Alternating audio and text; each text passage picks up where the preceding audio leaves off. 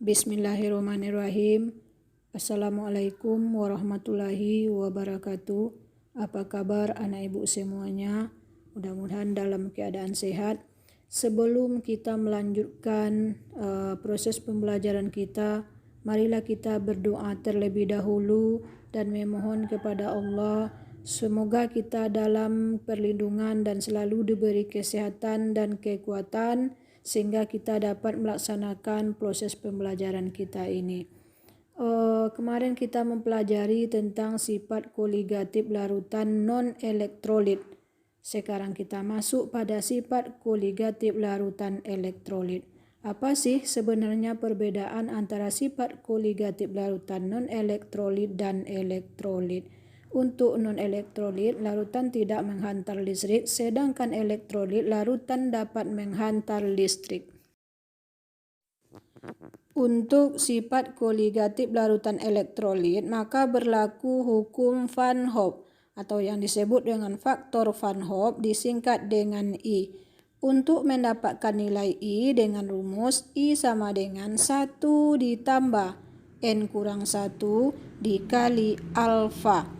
Kemudian untuk menentukan nilai N, kita harus menulis ionisasi dari larutan. Sebelum kita menuliskan ionisasi dari larutan, anak ibu harus mengetahui dulu mana yang larutan yang bersifat elektrolit. Salah satunya ada nanti senyawa asam, senyawa basa, dan senyawa garam. Ketentuan faktor Van Hoff dengan rumus I sama dengan 1 ditambah N kurang 1 dikali alfa. Di sini biasanya kita disuruh menentukan nilai N atau mencari nilai N. Untuk menentukan nilai N, yang pertama kita cari ionisasi senyawa atau zat yang terlarut. Nah, misalnya di sini Al2SO4 3 kali merupakan senyawa yang terlarut. Kita bikin reaksi ionisasinya yaitu menjadi Al ditambah SO4. Setelah terjadi ionisasi, kita perhatikan koefisiennya. Koefisien ditunjukkan oleh garis hijau. Kemudian koefisien ini berasal dari indeks. Indeks ditunjukkan oleh garis merah ini. Maka nanti setelah dapat dia koefisiennya dijumlahkan, itulah nilai N. Jadi di sini dalam senyawa ini yang terlarut yaitu 2Al ditambah 3SO4. Maka 2 ditambah 3 menghasilkan N-nya 5. Perlu diperhatikan tidak setiap indeks bisa kita jadikan sebagai koefisien sesuai dengan tata nama senyawa yang telah kita pelajari. Contohnya di sini ada SO4. O berada di 4 berada di posisi oksigen. Yang di sini tidak bisa kita jadikan sebagai koefisien.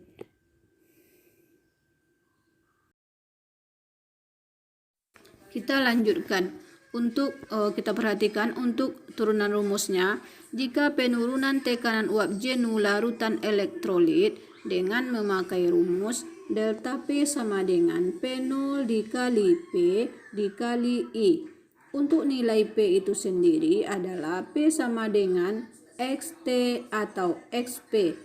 Jika yang ditanya XT atau zat terlarut, maka diselesaikan dengan rumus XT sama dengan NT kali I per NT kali I ditambah NP. Untuk N itu sendiri menyimbolkan mol.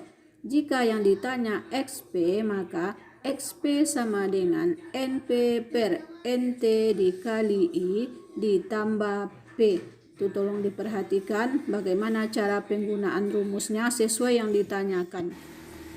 Untuk faktor Van Hoff ini yang bersifat larutan elektrolit tadi, kita tambahkan dengan faktor Van Hoff atau nilai I-nya. Kita masuk pada contoh soal. Ini ada contoh soalnya. Sebanyak 1,17 gram NaCl dilarutkan dalam 250 gram air.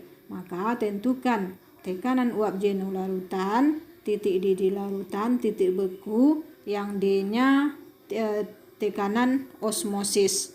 Maka di sini nanti Kita akan menyelesaikannya sesuai dengan permintaan yang Ibu bilang tadi, maka cocokkan rumusnya nanti. Untuk pertanyaan yang D-nya yaitu tekanan osmosis larutan pada suhu 27 derajat Celcius jika derajat ionisasinya sama dengan 1 atau yang satu ini nilai alfanya Kb air 0,52, ini sudah ketetapan. Kf air sama dengan 1,86 juga ketetapan. Kemudian ArNa dan ArCl.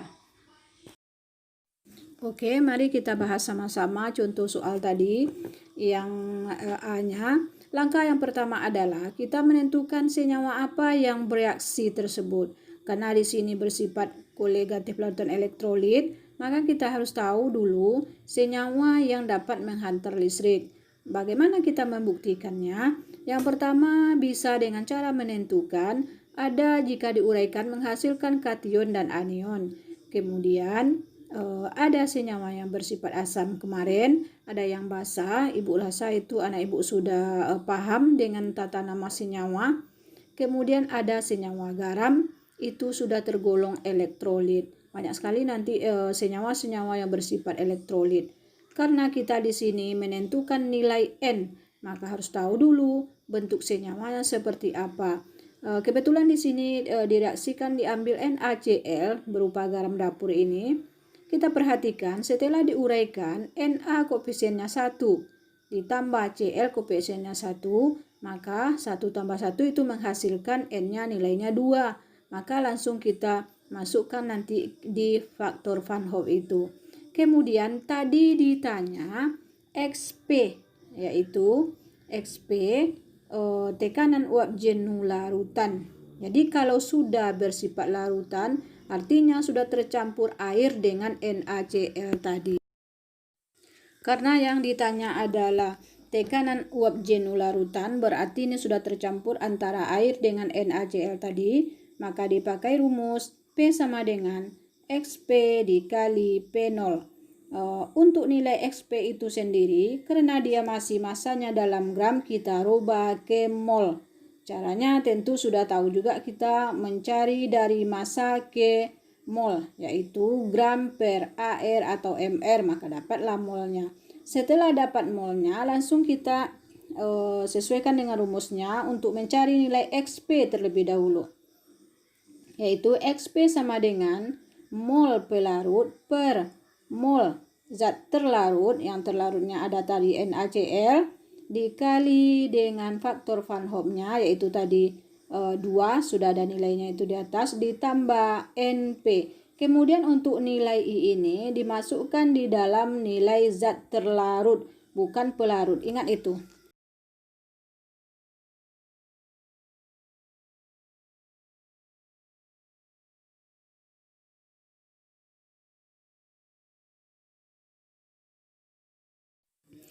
Untuk angka atau nilai faktor Van Hoff-nya dikalikan dengan mol terlarut. Ingat, bukan pada mol pelarut, karena yang dihitung sifat koligatif larutan elektrolitnya adalah zat terlarut. Di sini zat terlarut tadi adalah NaCl. Maka XP sama dengan NP per NT dikali I ditambah NV. Cari masing-masing molnya nanti. Ini sudah ada angkanya, Ibu berikan 0,99. Tinggal kita masukkan ke dalam rumus. P sama dengan XP dikali P0. Nilai XP tadi 0,99. P0-nya ada dalam soal, maka tekanan uap jenuh larutan NaCl 29. Selanjutnya kita bahas yang B-nya lagi. Yang B ditanya titik didih larutan. Untuk yang B ini titik didih larutan, yaitu dengan rumus delta TB sama dengan KB dikali M dikali I. Di sini molalitas, maka M-nya M kecil saja. KB-nya tadi sudah ada ketetapannya, I tadi sudah kita tahu, atau faktor Van Hoff-nya tadi sudah tahu, kita nilainya 2. Kita cuma mencari nilai M-nya saja atau molalitasnya dari NaCl. Maka menentukan nilai molalitas dari NaCl, gram per AR atau MR dikali 1000 per volume. Nah, maka dapat hasilnya Langsung kita masukkan nilainya ke rumus. Delta TB sama dengan KB dikali M dikali I. KB-nya tadi sudah ketetapan. Nilai M-nya 0,08 dikali 2, maka dapat hasilnya 0,08 derajat Celcius. Karena di sini ditanya titik didih larutan bukan pelarut, maka kita pakai rumus TB larutan sama dengan delta TB ditambah TB pelarut sama dengan 0,08 ditambah 100 derajat Celcius menghasilkan 100,08 derajat Celcius. Kita lanjutkan pembahasan yang C. Yang C sangat lebih mudah karena kita sudah mencari tadi titik didih. Karena untuk titik beku kita tinggal mengganti delta TB menjadi delta TF saja. Jadi KF-nya sudah ketetapan, molalitasnya sudah kita cari tadi, nilai I-nya juga sudah ada, tinggal kita mengalihkan angka-angkanya saja.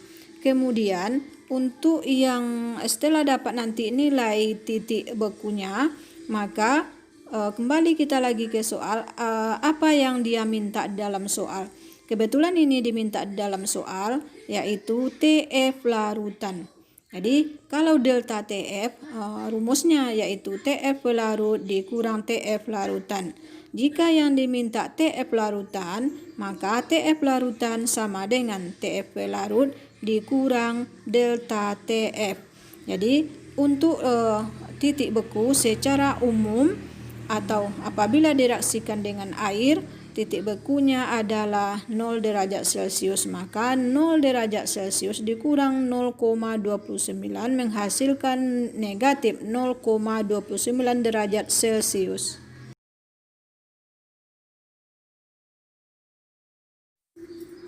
Untuk pembahasan yang D, yang ditanya adalah tekanan osmosis atau osmotik dengan rumus V sama dengan M dikali R dikali T dikali I. M ini adalah molaritas, yaitu perbedaannya dengan molalitas.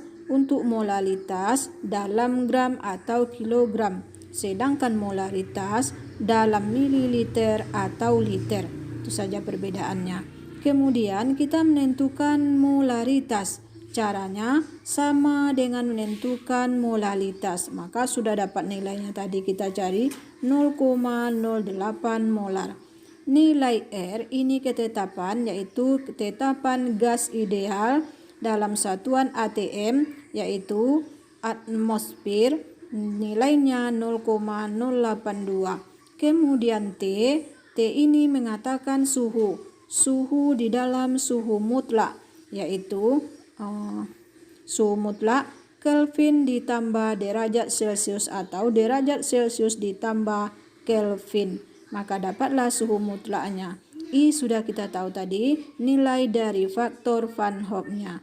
Maka di sini angkanya sudah ada. Untuk kemolarannya 0,08 dikali tetapan gasnya 0,082.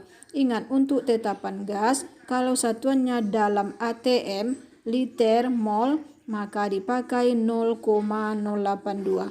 Kalau berbeda nanti, bukan di dalam ATM, maka ada pula tetapan gas yang lainnya.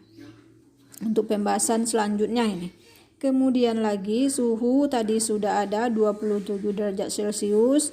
Kemudian tadi suhu mutlak, maka 273 ditambah 27 dikali 2. Maka dapat nilainya 3,93 atmosfer atau disingkat dengan ATM. Jadi tekanan osmosis dari NaC.